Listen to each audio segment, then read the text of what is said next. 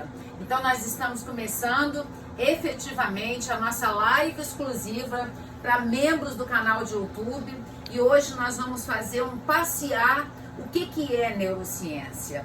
Neurociência é a ciência que trabalha com o cérebro.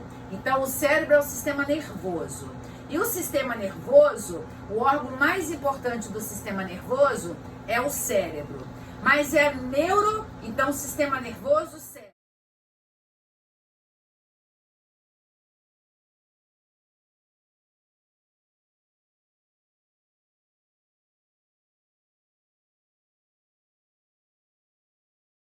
Nervoso, o órgão mais importante do sistema nervoso é o cérebro. Mas é neuro, então sistema nervoso, cérebro, atrelado a todas as ciências, de biologia, de medicina, de psicanálise, de matemática, de economia, até chegar à psicologia. E a nossa pós-graduação, ela vai ser aplicada ao psique humano, vai ser aplicada à cognição, ao comportamento, à descoberta do aparelho psíquico. Então ela vai ser atrelada muito à psicanálise, à psicologia, à terapia sistêmica familiar. Mas eu também vou aproveitar muito aquele saber da economia, porque como eu sou economista também, do Pousac, que ele explicou a citocina. A gente vai falar muitas coisas, é uma pós-graduação pelo MEC muito legal. E hoje nós vamos falar... Quem ama o trabalho que faz? Deixa eu só aumentar aqui essa apresentação, que está o seu trabalho. Quanto tempo da sua vida você passa infeliz? Qual é o maior sentimento que você tem dentro de você? Você sabia que todas essas perguntas que eu acabei de fazer estão dentro da ínsula, estão dentro da sua consciência que fica no cérebro? E nós hoje vamos aprender como perceber, entender e presenciar e poder transformar a nossa vida em algo mais produtivo. Então eu quero começar explicando a vocês um saber muito recente que se chama cérebro trino, que está no slide 12. O cérebro trino, ele fala de 3 tipos de... É como se nosso cérebro fosse dividido. A gente tem aqui na base o cérebro reptiliano, que é aquele responsável pelo instinto e pela sobrevivência. Vamos fazer uma comparação com a psicanálise? Vamos fazer uma comparação? Então, o cérebro reptiliano, ele é responsável pelo instinto, pela sobrevivência, então ele seria, da teoria do Freud, da estrutura psíquica, que é a segunda tópica do Freud, ele seria o id. Porque o id, ele é instintivo e ele é pulsional. Então, dentro do cérebro reptiliano, tem o id. Olha, nós já estamos trazendo a neurociência agregada à psicanálise. Depois nós temos o cérebro límbico, que é aquele responsável pelas emoções, pela percepção, e ele é consciente. Então nós já estamos percebendo que a psicanálise tem um grande avanço na neurociência. Lembre-se que Freud, ele começou pela neurologia. Lembre-se que Freud, ele seria aquele que ia descobrir o neurônio. Mas aí quem descobriu foi o Santiago Cajal, um espanhol. E aí nós temos o cérebro evoluído, o neocórtex, ou córtex. Fala córtex, o neo, porque neo é o novo, né? É o nascimento, é o novo cérebro. Ele é responsável pelo raciocínio e pela reflexão. Então o nosso cérebro é trino. Vamos agora entender. Cuidado com quem você anda, porque quem você anda parece com quem? Com você. Nós temos aproximadamente 86 bilhões de neurônios descobertos pela doutora Suzana Herculano. Foi o Robert Lente que falou erroneamente que nós tínhamos 100 bilhões de neurônios, mas aí a doutora Suzana Herculano, que é uma bióloga, uma doutora em neurociência que mora nos Estados Unidos, uma brasileira descobriu isso. Foi uma das teses de doutorado dela. E ela é uma neurocientista que mora nos Estados Unidos. Quer conhecer quem é a doutora Suzana Herculano? Bota no canal de YouTube. Suzana Herculano, vocês vão ver aqueles programas que ela tinha neurológica no Fantástico há uns 10 anos atrás. Então, os neurônios não são os mais importantes no nosso cérebro. Quando foi estudar o cérebro do Einstein, chegou-se à conclusão que as células glias, são aquelas que apoiam o neurônio. Então, são mais importantes, porque são aquelas... Por exemplo, tem alguém ali me apoiando, tem alguém ali fazendo a live acontecer, a live exclusiva para membro, tem alguém ali gravando esse pedacinho. É como se nesse momento eu fosse o neurônio e ele dá sustentação ao neurônio. Ele seria a célula glias. E nós temos muito mais células glias no nosso cérebro do que neurônio. A live de agosto eu vou explicar o que são células glias. A live agora de exclusiva para membros de julho, ela já está pronta a parte 2. Mas a live de agosto, nas lives de agosto exclusiva para membros, eu vou explicar o que são células glias. Lembrando que quando descobriu as células glias, foi através do cérebro do Einstein. Então nós temos que aprender a trocar as crenças errôneas que a gente tem por novas crenças, usando um pouquinho do saber da terapia comportamental cognitiva. Aí tem crenças errôneas que você vai botando no seu cérebro, por exemplo, falar eu sou pobre, eu sou feia, dinheiro não dá em árvore, você é burro, eu receber atenção só quando está doentes. Então, a terapia comportamental cognitiva, ela trabalha muito com as mudanças dessas crenças errôneas. E o nosso cérebro, ele recebe a informação das crenças, as crenças que você teve desde pequenininho. E elas são registradas no sistema límbico. O cérebro, a etimologia da palavra cérebro é cerebrum, do latim, que quer dizer miolos, juízo e razão. Esse cérebro trino que eu estou falando para vocês, que essa primeira apresentação, eu estou explicando o cérebro trino. Se você reparar, no slide 34 eu botei como se fosse um jacaré misturado com réptil, porque ele é aqui na base caudal. É ali que acontece. O cérebro reptiliano, ele é responsável por emoções primitivas nossas, como o medo, a raiva, o prazer e a fome. O cérebro reptiliano, ele é responsável pelo movimento, pelo sexo, pela comida e pelo perigo. Esse é o cérebro reptiliano. Agora a gente vai para o cérebro límbico. O cérebro límbico é o cérebro presente em todos os mamíferos, na baleia, no golfinho, nos animais domésticos, gato, cachorro e no humano. Então todos os mamíferos têm cérebro límbico. Límbico quer dizer a margem. O que quer dizer límbico? É o caminho das emoções. E ele é movido pelos nossos sentidos. O cérebro, ele é processado aqui no cérebro reptiliano, mas ele recebe um estímulo. Esse estímulo, lembra que o cérebro reptiliano é instintivo? Ele recebe um estímulo, por exemplo, de satisfação, de dor. E esse estímulo, eu estou lendo o slide 38, ele é guardado em um banco de dados que é o nosso cérebro emocional. E o conjunto de estímulos, de valores associados, torna uma emoção complexa com compaixão e amor, que nós humanos temos, associado também o córtex, ao neocórtex, ao cérebro evoluído, que fez, a gente evoluiu quando a gente desenvolveu a linguagem e quando a gente se tornou bípedes, quando a gente andou em cima das duas pernas, porque nós não andávamos, isso há 7 bilhões de anos atrás, nós andávamos rastejando em 4, utilizando as mãos para rastejar. E a evolução e o progresso do humano foi quando ele começou a usar essa parte da mão aqui. Aí você foi evoluindo o seu cérebro. Então a evolução se deu. Você quer entender um pouquinho disso? Compra aquele livro Sapiens do Harari. Daqui a pouco eu mando foto. Do livro do Harari. E aí a gente tem no cérebro límbico a persuasão poderosa nas emoções. Lembra lá que eu botei atrás? A pessoa se olha no espelho como se fosse uma maçã cheia, ela já está comida? É o slide 40. Então é o cérebro límbico que usa metáforas, é o cérebro límbico que é rico em palavras sensoriais, é o cérebro límbico que tem experiências emocionais intensas. Dentro do cérebro límbico tem alegria, tristeza, medo, prazer e raiva. São alguns exemplos das emoções que estão presentes no cérebro límbico.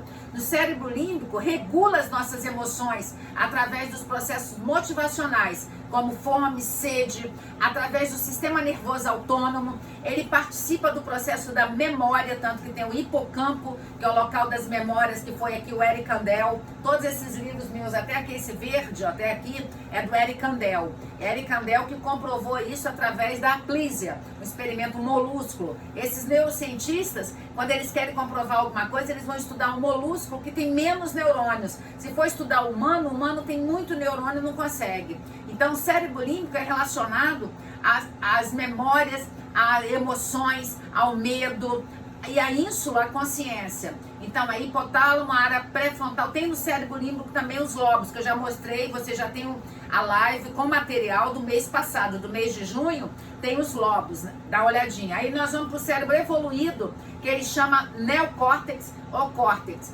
Ele é responsável pelo pensar. Só os humanos pensam.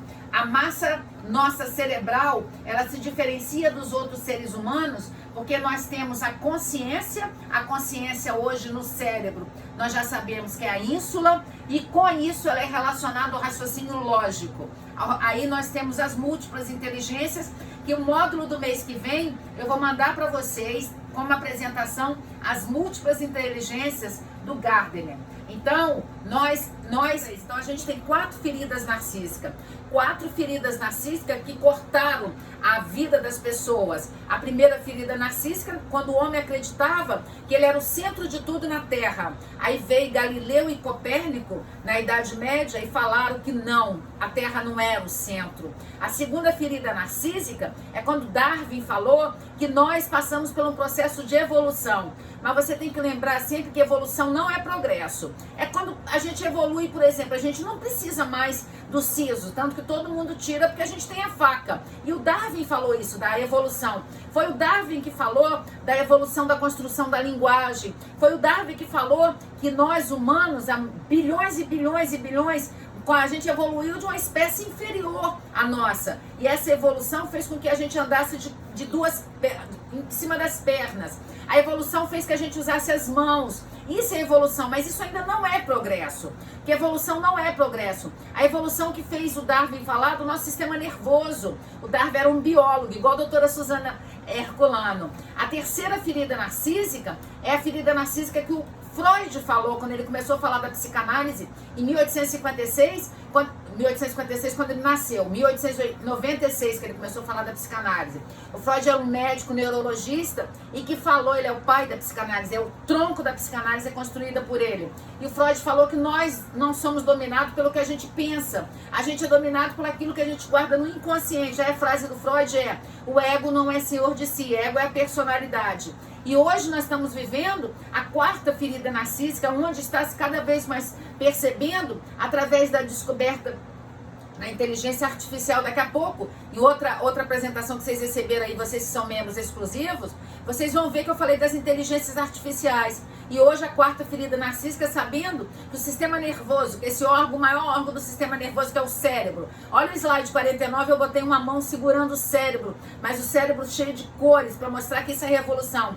E a 4ª ferida narcísica é que nós somos dominados pelo nosso cérebro, mas o cérebro que contém a subjetividade da psicanálise e da psicologia e contém a objetividade do cérebro físico. Lembra, a consciência você não pega. O aparelho psíquico do Freud, que ele falou de teoria topográfica e estrutural, não se pega. Mas hoje com a neurociência já está se comprovando muitas coisas. E é a neurociência que está dando esse aporte, essa construção imensa. Repara que nesse 1 ano e pouco de pandemia, o quanto nós já evoluímos. Assim, infelizmente, nós perdemos pessoas, perdemos muitas pessoas, mas a frase do Leonel, na verdade, não é o mais inteligente, é o mais rápido às mudanças, que simplesmente vão estar à frente do tempo. E aí, essa é a evolução das 4 feridas narcísicas. Essa é a evolução de entender que nós estamos vivendo a 4ª ferida narcísica, que é a ferida narcísica da neurociência. Tem uma pessoa... Vem do latim, intelligentia, intelligere. Inter quer dizer entre, legere quer dizer escolha. Então, inteligência é a capacidade de escolha de um indivíduo entre várias possibilidades ou opções. E elas são apresentadas. Então, lembrando que cognição é toda a sua percepção, toda a sua atenção, toda a sua associação, a imaginação, juízo, raciocínio e memória. Cognição é um conjunto de habilidades mentais e cerebrais. Então, hoje, nós estamos falando muito da inteligência artificial. E a inteligência artificial, ela está sendo construída baseado na inteligência do homem. Mas ela nunca... Aí nós temos a singularidade, né? E muitas pessoas acreditam, 50% da população, dos neurocientistas que estão estudando a inteligência artificial, acha que as máquinas vão substituir o homem.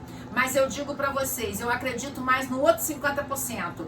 Se você continuar percebendo e utilizando a sua cognição e se deixando sempre usar o comprimido azul e não o comprimido vermelho, lá do Matrix, da metáfora do filme Matrix, você querendo sempre buscar o autoconhecimento, querendo sempre se desafiar, não sendo conformado com a mediocridade, a inteligência artificial não vai roubar o seu espaço. É óbvio que a inteligência artificial, por exemplo, ela vai ocupar muito, como o cérebro, a visão do homem é algo que é muito frágil na gente, uma máquina vai substituir um oftalmologista. Uma máquina vai substituir um advogado, que a máquina faz mais processos que o advogado. Mas a máquina não vai substituir a psicanálise. A máquina vai substituir a terapia comportamental cognitiva. Mas a máquina não vai substituir a psicanálise, porque a psicanálise não trabalha com o racional. A psicanálise trabalha com o desconhecido. A psicanálise trabalha com a busca daquilo que é difícil, não que é fácil. Aí eu vou dar um exemplo para vocês, o que a máquina faz e o que a máquina não faz, para você entender o que é inteligência artificial. Por exemplo, uma inteligência artificial, na hora de atravessar um sinal, um robô, na hora de atravessar o sinal, ele vai olhar para o semáforo e vai falar, tá vermelho, então tem que ficar parado. Aí, ele só atravessa quando estiver verde. O ser humano olha para a máquina, o ser humano olha para o semáforo, tá vermelho. Mas ele olha, vê que não vem carro e ele atravessa, ele dá uma corrida e atravessa. A máquina não vai conseguir ter essa sensação de falar, eu posso olhar para ver se vem carro. A máquina não consegue. Então, eu estou dando um exemplo bem simples. A máquina, simplesmente, ela não sabe amarrar um cadarço. Você não consegue fazer um robô capaz de amarrar um cadastro daquele laço. Então, a máquina, ela não vai ser substituída pelos humanos que pensam, pelos humanos que são humanos que não são robotizados. Então, a máquina, a inteligência artificial é a capacidade das máquinas de pensarem como seres humanos, de criar redes neurais artificiais com combinação de tecnologia. Por exemplo, hoje o algoritmo, se você fala perto do seu celular, daqui a pouco seu celular aparece tudo no timeline. A gente tem o Facebook, o Instagram, o Amazon, o Google. E a inteligência artificial, ela não é capaz de fazer uma coisa que alguns humanos são capazes de fazer, que se chama análise preditiva. Para você criar a inteligência artificial, está sendo baseado na análise preditiva que os humanos têm. É realizar a avaliação de um cenário ou situação a partir de dados e você prever comportamentos futuros e identificar a probabilidade de ter resultados melhores.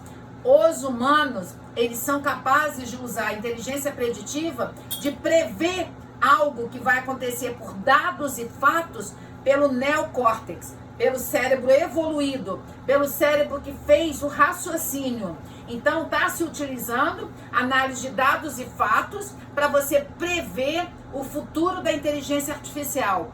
Bota no Google acadêmico e escreve inteligência artificial e singularidade, para você entender sobre isso, porque aqui é uma live exclusiva para membros, onde a gente não pode falar tudo, porque é só 1h30 de live para vocês que são membros exclusivos. E o Big Data, termo que se utiliza para explicar grandes quantidades de informações de dados, estruturadas ou não, que são a base para fazer determinados padrões e prever algo do futuro. E a memória, não há formação de memória sem atenção. Fatores de risco, como pode fazer você perder a memória? A alimentação, estresse, depressão, isolamento social, reserva cognitiva e sedentarismo e não dormir. Então, vocês que estão, igual eu, não consegui lembrar no nome de Carl Roger, agorinha mesmo eu estava ministrando para vocês. Isso é porque eu tô acelerada aqui e ele fugiu da minha memória recente. Aí na hora que falou, eu falei, gente, não vinha o Roger na minha cabeça. E isso é a questão da memória de longa duração. A memória, nós temos dois tipos de memória. A de curta duração e de longa duração e de média duração. Tem uma semântica, nós temos uma memória anterógrada, retrógrada, mas hoje eu não vou falar de memórias. Então os neurônios são renovados regularmente no cérebro ao longo da vida. Testes com bomba nuclear na Guerra Fria permitiram que o cientista descobrisse somente hoje cerca de 1.400 novos neurônios que são gerados no cérebro humano. Cuidado! É sabido que muitas experiências e hábitos podem matar nossos neurônios, como ingestão de bebida alcoólica, uma má alimentação, um acidente AVC. Mas hoje há uma longa lista de situações que pode levar a uma baixa na população neuronal no seu cérebro. Mas isso não significa que é fadado ao fracasso, porque hoje nós estamos falando de neuroplasticidade, de neurogênese, de nascimento de novos neurônios. E aí, nesse cérebro aqui, o cérebro que se transforma, que já foi mandado para vocês em outras lives, aqui fala que tem uma experiência de vários médicos neurocientistas, tem vários neurocientistas aqui, que apesar do AVC, você pode produzir novos neurônios. Então, isso é muito recente. Aí, a evolução, vamos pensar, há 64 anos antes de Cristo, o que Sêneca falava, que o embrião é um humano em miniatura. E hoje, o que nós estamos falando? De neurociência. Então, em 2064 anos, a gente evoluiu muito. E nesses últimos 30 anos, se evoluiu o que não se evoluiu em 2030 anos. Essa é a evolução. A neurociência. As descobertas apontam que é possível que todos possam melhorar seu cérebro. O seu cérebro se renova constantemente. Seu cérebro pode curar cicatrizes do passado. Está comprovado que a análise muda a sua constituição neural. A análise muda as conexões neurais. As experiências mudam e o cérebro muda constantemente através da neurogênese, através da neuroplasticidade. Neurogênese é nascimento de novos neurônios. A gente, mesmo eu com 60 anos, eu posso produzir novos neurônios. E a neuroplasticidade, a plasticidade, ela é até 9 anos. O cérebro da criança é plástico, mas o nosso cérebro é neuroplasticidade. Você pode ter neuroplasticidade. Aí, quanto mais experiências positivas, mais o seu cérebro vai funcionar. Você tem que ter amigos, você não pode se isolar, você tem que sustentar relacionamento com seus amigos, você tem que se engajar em projetos que valem a pena, você tem que produzir, você tem que se aproximar de pessoas que são contagiantes, que são alegres, que são felizes. Você tem que ter um propósito de vida, você tem que ter um tempo para brincar, para relaxar, você tem que ter um tempo para ter relacionamento, você tem que quebrar paradigmas, você tem que deixar de ter raiva, você tem que administrar seu estresse, você tem que lidar com as suas emoções negativas para você transformar ela em emoções positivas. Tem 3 tipos de emoções negativas: raiva, ansiedade e tristeza, que são emoções do cérebro reptiliano. Você tem que deixar de ter, você tem que transformar ela em 3 emoções positivas: alegria, felicidade e amor. Você tem que ser o líder do seu cérebro. Você tem que simplesmente deixar de ter tanto altos e baixos na sua vida, porque a neuroplasticidade mostra que é possível. Você tem que economizar energia, porque o seu cérebro muitas vezes funciona no automático, e você tem que treinar esses hábitos, e você tem que estabelecer metas possíveis, porque quanto mais você estimula seu cérebro, mais você produz dopamina, e quanto mais você produz dopamina, mais você desenvolve excelência na sua vida. E você tem que ter a capacidade de entender que crise todos nós vamos passar. Nós estamos vivendo uma crise. Hoje nós estamos vivendo uma crise. O mundo está em pandemia. O mundo passou por essa crise. Não dá para não viver essa crise. É uma crise que ceifou a vida de várias pessoas.